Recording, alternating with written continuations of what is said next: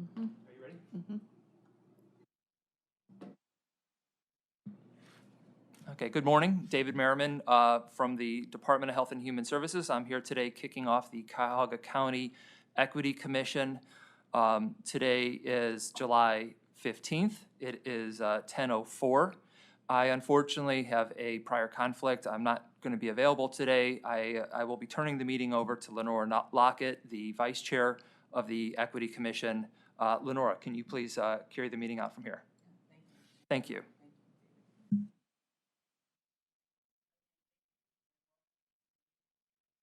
Sorry. Again, good morning. Thank you and welcome to the July 15th, 2020 Equity Commission meeting. We're going to go ahead and proceed. Thank you for joining everyone. And Kari, do we want to do a roll call? Sure. So Alex Pelham. Present. Present. Here.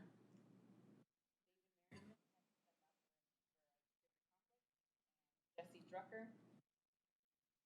Sheba Marshall is the alternate. Sheba Marshall. Watching this live, we also have Sylvia Davis from Department of Development. Sylvia Davis from the Department of Development, Andrea Nelson Moore from Department of Law, and Marisha Daniels from Communications. Good morning, and this is Gary Morales, Program Manager. Okay, thank you all for joining. We have a quorum present.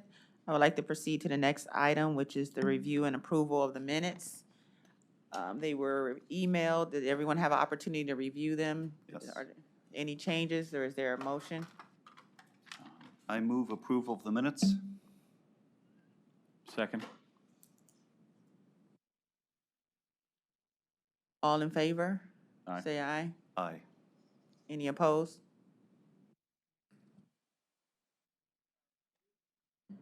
Minutes are approved.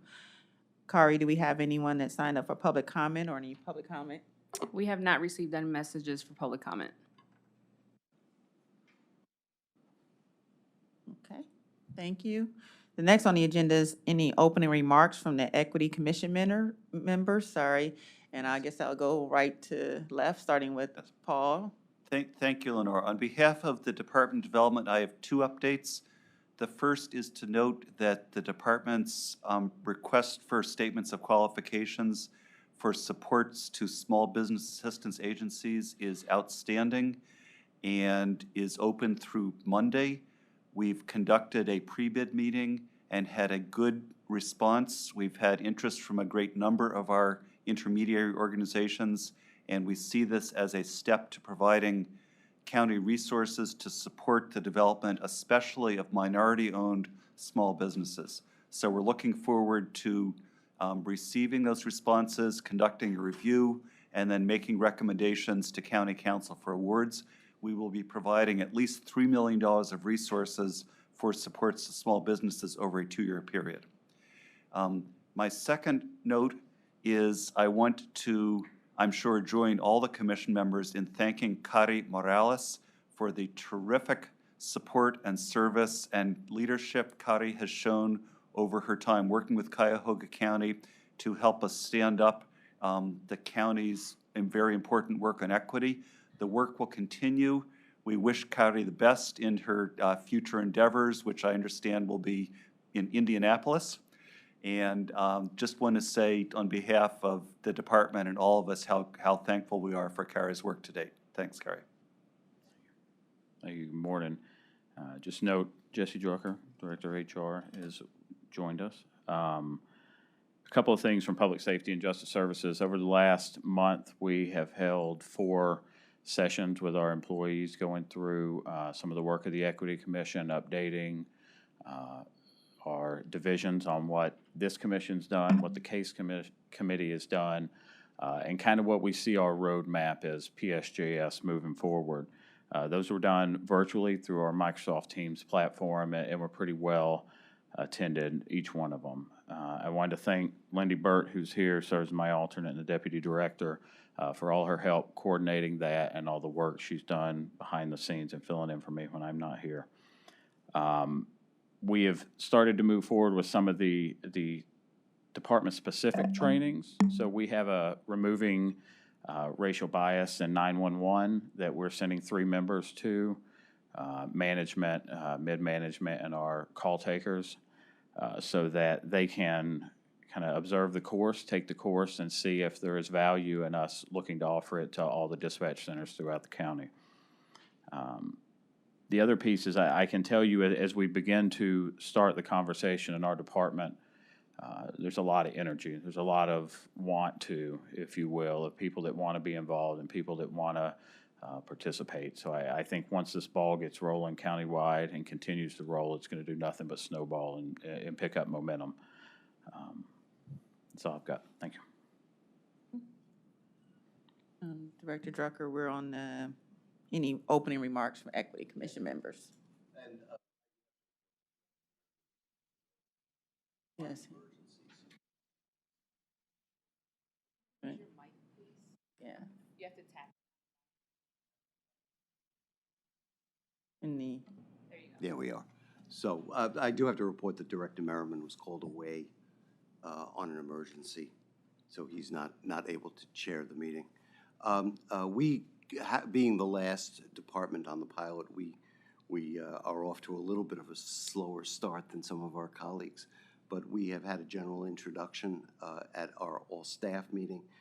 We have had a very high level of interest, and we're preparing to work in small work groups in our department.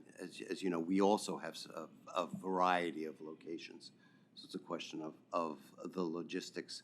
Some of our offices are single-person offices, so we have to consolidate. We have to consolidate that, but we are moving forward very slowly, very surely. And I'd like to thank Sheba Marshall for the efforts that she's put in, both as a member of the working group and the work that she's done within the department. Without her, this probably we would not have gotten as far as we have now with the enthusiasm that's been generated in the department for this work. It is very important work, and I think that to a person, all of us in the department understand how important it is for the county. You know, this is part of our business, right. And so everyone is looking forward enthusiastically to this initiative and rolling this initiative out in the department and for the county. Yes, So definitely. Thank you. I would just like to announce that as part of and in compliance with the executive order issued by County Executive Armin Budish, there was a lot of the work put in by all the county department agencies, Department of Law, Communication, to comprise our 24-month purchasing plan that had a deadline of July 1st. We met the deadline, so again, I want to thank all the departments for all their hard work. I want to thank the staff internally to help coordinate it. That's Edwin Nunez, our Senior Contract Compliance Officer, and Tracy Morris were our key people coordinating with the various departments as we develop the forecast. We also work with communication to develop the outreach on the social media and with Department of IT so that it could be posted, and the Law Department to make sure it had the pertinent disclaimers. The importance of the forecast is that it provides an opportunity by giving advance notice to businesses that do not normally contract with the county to have advance notice on opportunities that are coming up. It is the best practice for increasing participation by small businesses, minority businesses, and women businesses. So we're excited about the fact that we have our first one up and that it's going to be updated semi-annually on January 1st and July 1st. I also want to thank 2 departments that served as part of we did a webinar on July 13th that is now available on YouTube for those who could not stream it live.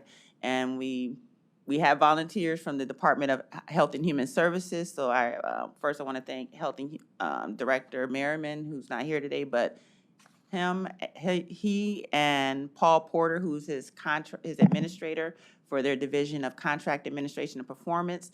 They provided information on their department's profile. And also I want to thank Andy Mose, Chief Technology Officer, who provided the procurement profile for the Department of IT.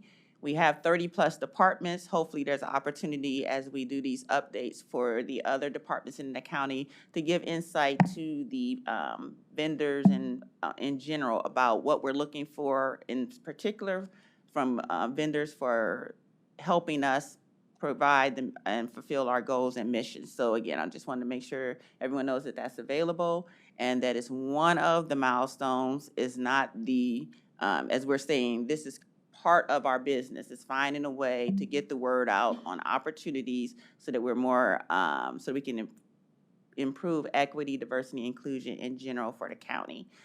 The other point that I wanted to iterate as we talk about trying to get the snowball, the avalanche going, is that we have to make sure that as we do this work, that we know that it requires us to be continuous, strategic, and intentional about equity and inclusion. And while we know that it's going to take a lot of work and time to make a significant impact, we still must also acknowledge and celebrate milestones and achievements, not because that means we've already arrived and that we've done enough. It's to keep us motivated on the ultimate goal. So if I can make take a point of personal privilege, every avalanche begins with a snowball. And so we hope that we are gaining enough momentum to make this an avalanche. Okay. Any additional comments? Okay, so we can move on to the other component of the agenda. We wanted to section it in the transitions. The first item was revisions to the bylaws and legislation that needs to be reviewed. First, to accommodate the creation of the Department of Equity and Inclusion. When the Equity Commission was first envisioned and created as part of the county code, there was an Office of Procurement and Diversity. As part of the creation of the Department of Equity and Inclusion, there were 2 points of legislation that there was the first legislation that created the new Department of Equity and Inclusion, and there was the other, another piece of legislation that dealt with going through the county code to segregate or delineate the roles that would remain with the Department of Purchasing and the roles that would be allocated to the new Department of Equity and Inclusion. So there is, that did include making the director of the Department of Equity and Inclusion part of the Equity Commission. The other, as we evolve as a organization, we have the first set of bylaws, and then we want to make sure that it stays relevant to how we're operating. So as we reopen as a public meeting component in person, we wanted to make sure that the rules of the Equity Commission, our bylaws, were consistent with how we're going to operate going forward. So there were some areas in the bylaws that we wanted to make sure that was clear. As far as one, we have the on.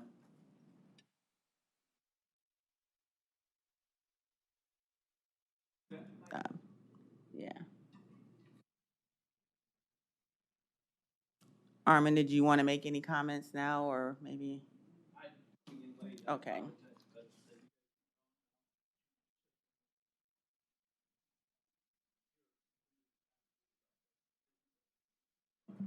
Okay, thank you.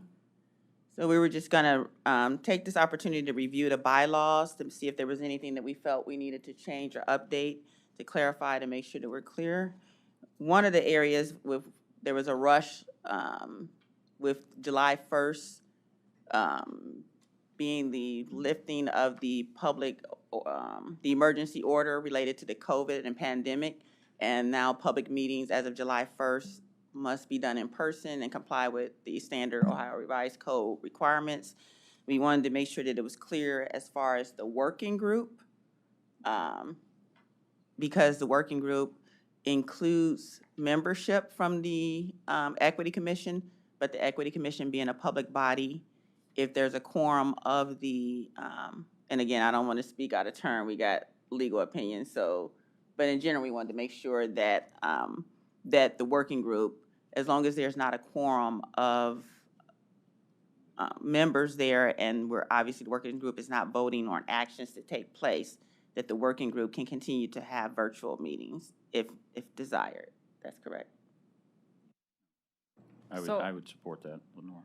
On page 7, on the bylaws, the recommendation is to, under 4 meetings, emergency meetings, number 3, no equity commission meeting or any subcommittee working groups may be held with less than 24 hours. We want to change that to no equity commission meeting may be held with less than 24 hours. So we're getting rid of the subcommittee and working group.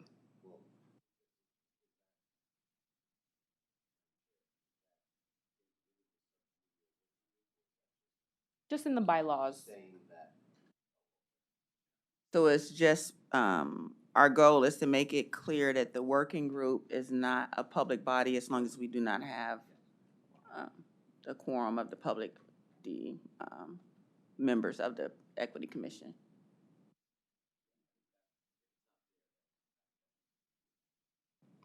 Go ahead.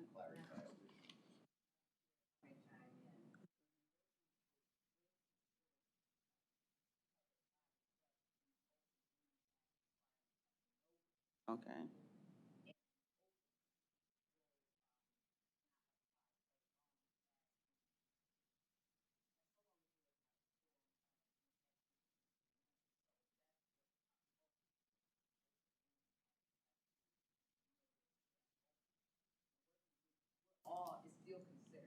Okay.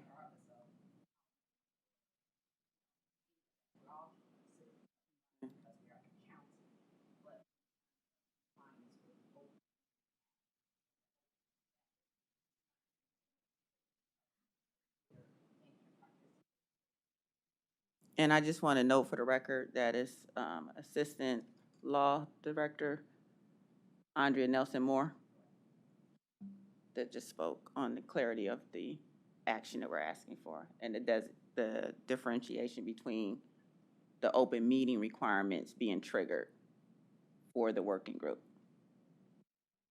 Thank you for that.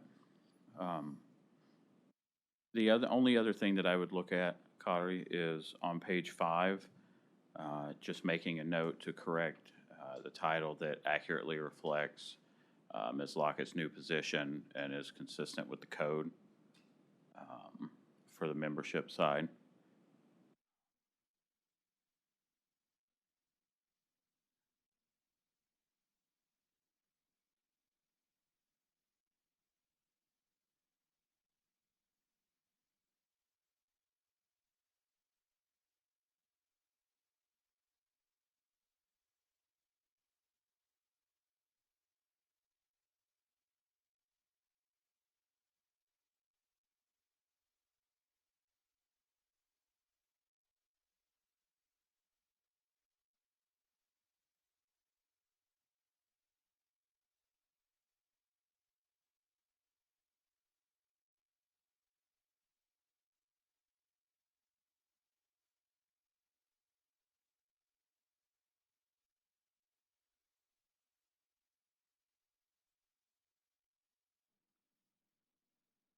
Jesse, I believe, just to answer this, I had helped Andrea put these together, I believe the chair is designated by County Executive Budish.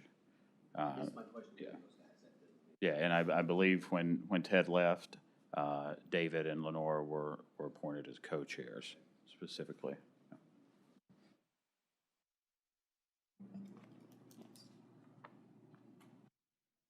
So do we need a motion to amend the bylaws? Yes. Yeah, so, oh, Well, go ahead. okay, sorry, Paul. Go ahead. I will move to amend the bylaws in 2 respects. To change the title of Office of Procurement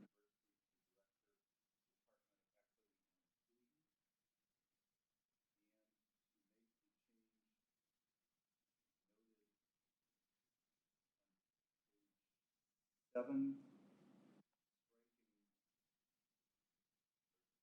changing 4A,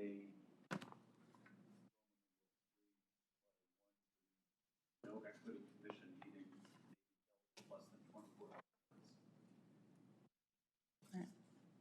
If I could, I'd like to ask Law just for an opinion on this. In our amendment section, it outlines that nothing can be approved prior to third reading unless there's a unanimous vote. Does that apply to the second vote, or does that apply to procedural things like this if there's a unanimous vote on the first time?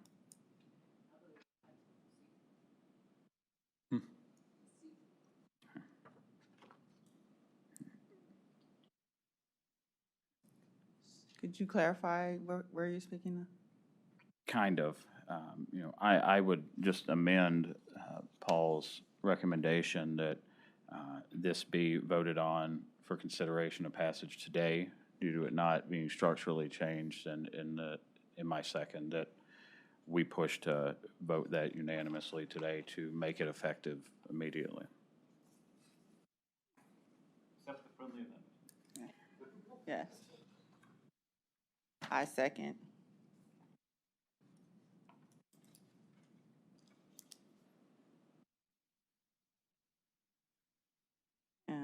All in favor? Aye. Say aye. Any opposed? Say nay. Okay. The amendment has been approved to the bylaw as detailed.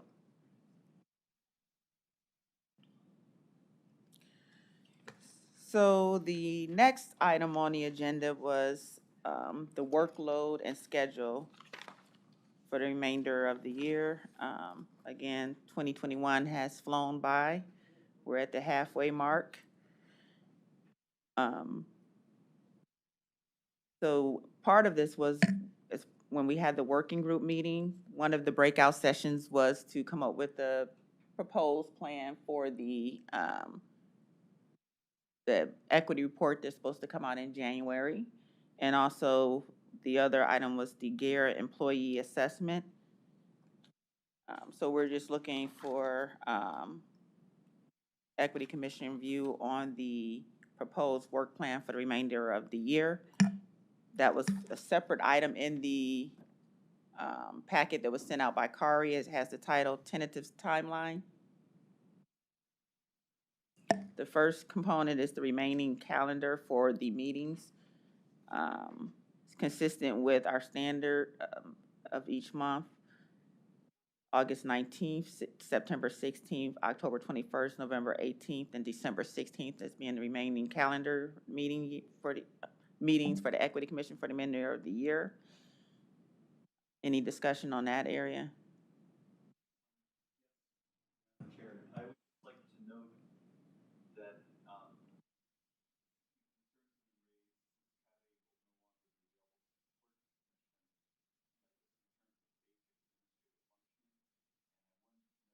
well, it's my hope that the department will soon be at support this body. I will offer administrative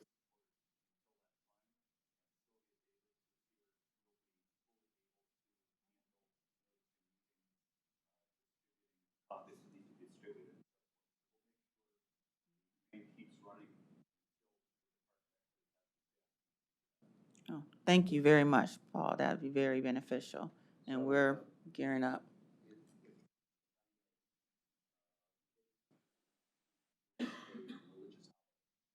Okay. So I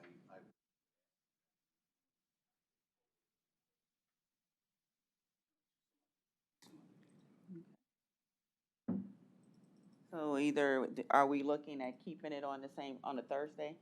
Is everyone, or would everyone want to consider another?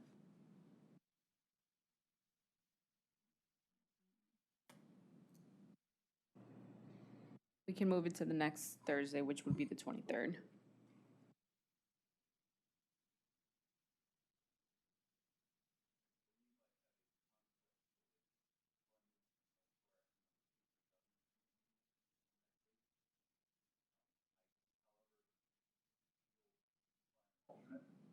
Okay.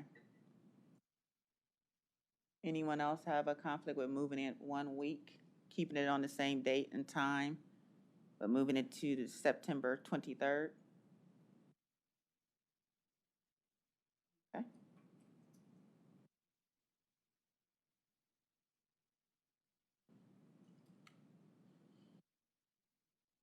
So just as a reminder, these were set for the third Thursdays of each month at 10 a.m. So we'll make an adjustment for September, and that'll be the fourth Thursday.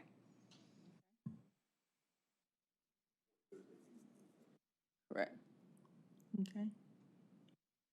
Any other conflicts with the remaining calendar meetings for Equity Commission meeting? Okay, sounds good. The next item was the equity report. The working group had a breakout session. They backtracked from the date that we want to distribute the equity report, which is that January 31st each year. And the tentative schedule is that departments, the individual agencies will submit their draft on December 17th, combine it into a first initial draft on December 23rd. Opportunity for individual agencies to provide a final draft, updates to their draft by January 7th, so that we can provide a final combined draft on January 12th to the county executive. Concurrent, a couple of days later, we would like to provide that draft to the Department of Communications. Hopefully they'll have input from both the county executive and have opportunity within that 2-week window to come up with the final copy. I would just ask some practical questions. Okay. So between December 17th.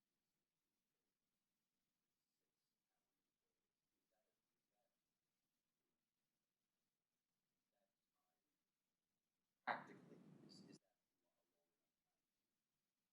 for the individual?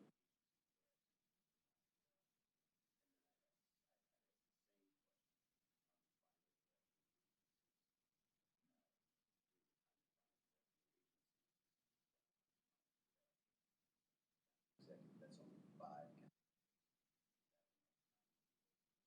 Substantial. Besides this calendar. And Jesse, I would echo some of that. Is this seems like a really, there's not a lot of wiggle room. That was the first thing I wrote down, is we all know real world stuff's gonna happen as well. For consideration, I would look at maybe moving it back, each date back 7 to 10 days, to where maybe we give the executive more than 48 hours to read the whole report and make edits. At least that one. We're far Okay. enough out now, we're far enough out in July.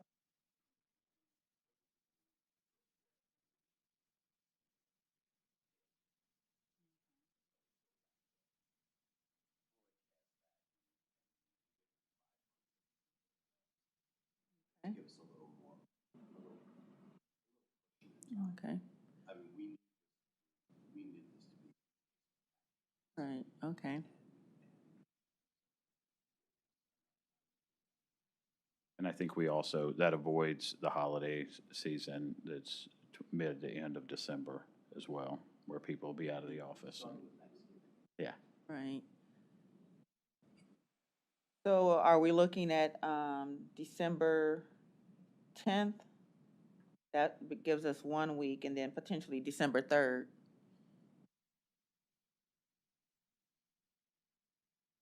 If we move everything back, we look at potentially December 3rd being the draft, and the combined being completed maybe by we need a longer window between that, so maybe the combined being completed by the 17th. And again, that gives that week of Christmas and New Year's. I mean,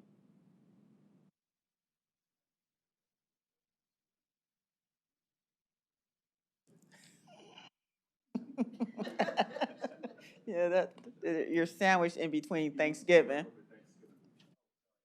Right on. So we're looking at December 3rd as the first draft from the agencies.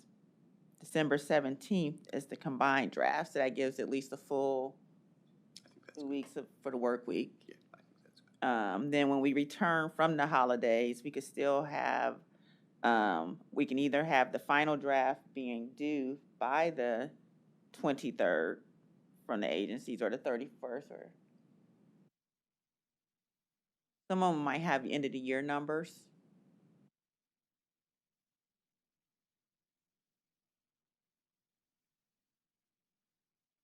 The only other change I would look at making, Lenora, is potentially putting that January 14th date, maybe splitting it in the middle to where, making that the 21st, Okay.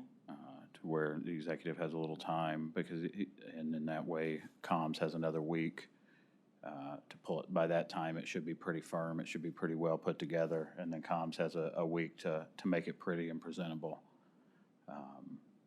And we can always keep communications aware. They don't necessarily, you can see the draft as it's evolving, not necessarily having one that you're gonna have to.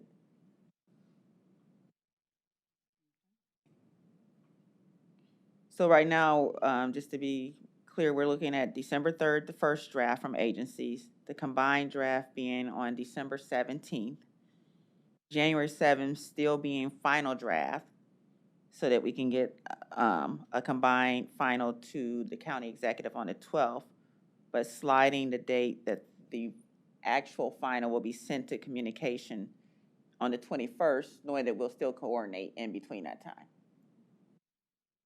I think that's, Okay. And again, the final copy we want ready by the 28th. The January 31st is a Monday for that Monday, so you'll still have that full weekend. There's fear to make some final copies before that Monday when you do the official distribution, public distribution. Okay.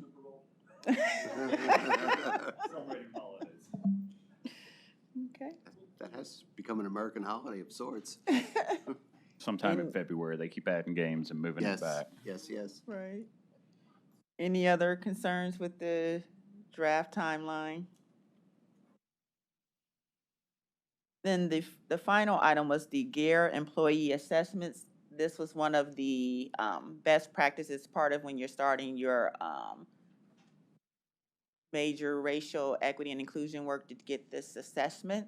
And GARE internally can provide that, assist us with that service. However, with the peak in equity and inclusion initiatives, there's a lead time of about 4 to 5, 6 months. I think we asked them, but in the spring, and they told us early January. So we want to make sure that we do our homework, the tasks that we have to do to make sure that we're in line and ready Mhm. for that assessment, and it can be used as a baseline as we go forward to see how our impact on equity and inclusion internally and with our staff. So I do have a comment about this. This is where I do have a concern about Kare's departure, because this is a higher function than simply getting meeting notices out. So what capacity do we have among county staff to carry forward this work? Thank you, Paul. As you stated, DEI is in the process of coming to full fruition. There was an existing contract compliance officer position, FTE, that we had started the hiring process, and that employee is going to start Monday. So we're hoping this will be, while there are a lot of items on the table, we're hoping that that would be one area. And with you agreeing, with development agreeing to do the meeting coordination, that will help with being able to, in addition to the compliance and supplier components, doing the GARE assessment, leading that component. And also, we want to reestablish or reconfirm the survey. There was a subcommittee on the working group that was comprised of expertise there, where people had volunteered as part of that to be on the survey committee. So we want to make sure that we confirm with those who initially stated that they want to be part of this process, and also ask if there's other people. So that's one of the items that we want to do, is reestablish or reinvigorate the survey committee, subcommittee for that. So that'll be good timing with the August 5th and the new employee from the, and the contract compliance officer starting on Monday. But it still will take that working group because again, it's gonna impact each of the county agencies as far as the assessment. I just want to add, though, to reiterate the point of the working group, they do have a subgroup already organized, and the director who is responsible for overseeing the surveys on behalf of GARE has met with their working group. So there's already a relationship there. And the subgroup's relatively small. There's about 4 or 5 people who serve on the subgroup. So it's really a matter of getting documentations and forms filled out the last 2 quarters of the year. GARE's not really ready to even launch it until next year, so we have time to really accommodate the schedule that GARE will propose. So that's not really a concern of mine. I think that it's really set up to succeed. It's just a matter of organizing kind of all the stakeholders involved. And did you want to provide any more details on the timeline? So you feel this timeline is, So I basically use the working group meets monthly, the first Thursday of every month. And the August 5th, September 2nd, October 7th, November 4th, January 6th, and February 3rd are basically the working group meeting times. However, I would recommend that the subgroup meets as needed in between. This is just more of a skeleton and a proposal of what it will take to launch the survey in the first quarter of the year.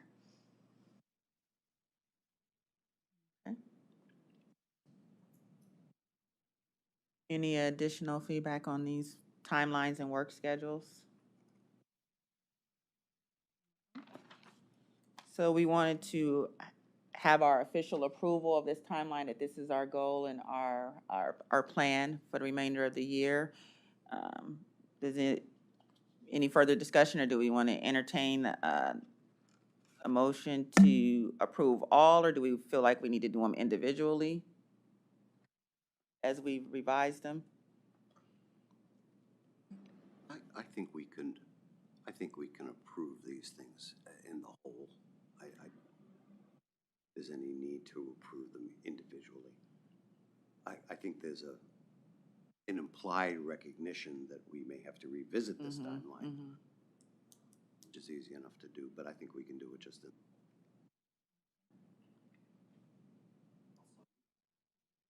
I'll second. Okay. As revised. Okay. All in favor?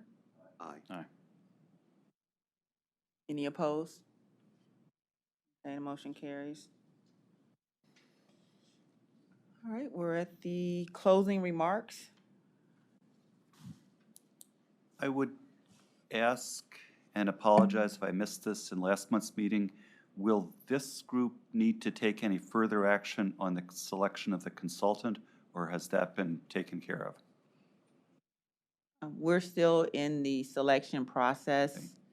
We are moving forward internally. We don't have any major decisions to divulge at this point. Okay, thanks.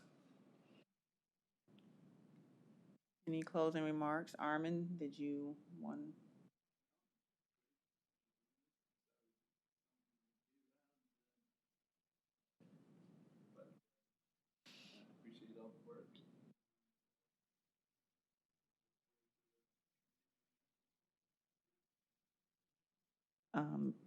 Thank you. And yes, there will be a significant difference with our next meetings. Kari and Alex, thank you for your work, your impact on Cuyahoga County in general, but also as it relates to the Equity Commission has been very instrumental in starting the snowball, so getting us on our way. It's very true. Thank you. You know, in closing, I also would like to thank Ms. Morales for everything she's done. She really was the one that circled all the wagons and got us all going at the beginning, her and Ted. You've been, it will be a void that we have here. You know, and to the executive, to everybody else here, I just wanted to thank you for letting me be a part of this. The last year has really been, last year and a half, you know, have been a couple of things that we've started to tackle that I can tell you that I hadn't envisioned we would really tackle. But they are As I told Armin a little bit ago, you know, I've considered these things one of the greatest honors that I've done. Being able to work on COVID, being able to work with this team, being able to work with this group, what we're doing. I will tell you, you're in great hands with Lindy Burt, who serves my deputy director. Yeah, so this will be my last meeting, and I appreciate all of you and everything you've done, and hope we made a little bit of difference in our short time here. Thank you. So, really exciting stuff. You know, I don't know whether one would ordinarily expect a county government to do something like this in the manner and style that's been put together here. I think we stand in a position of being able to be a leader in Cuyahoga County and in the state of Ohio, probably, on diversity and inclusion. I think it's a real high point. It's one of the high points of my career to be able to be involved in this. And I think we need to keep pushing on. Right. We need to keep garnering more and more commitment, and I think that this will be, in the long run, be very successful. Cardi, thank you very much. You were absolutely instrumental in laying the groundwork for this, and I know wherever you're going, they're going to be gaining a great asset. I really appreciate. Thanks, everyone. It's been a So- pleasure working with all of you. When the Cleveland Browns meet the Nashville, what's the Tennessee pro football team? I'm not much of a football, you know, you're gonna get Titans, you're gonna get romped. So Alex, it's been my pleasure. It's been my absolute pleasure working with you. Thank you. Definitely. And on that, I'll entertain a motion to adjourn. So moved. Second. Second. All in favor, aye. Aye. Thanks, Laura. Thank you. 10:47.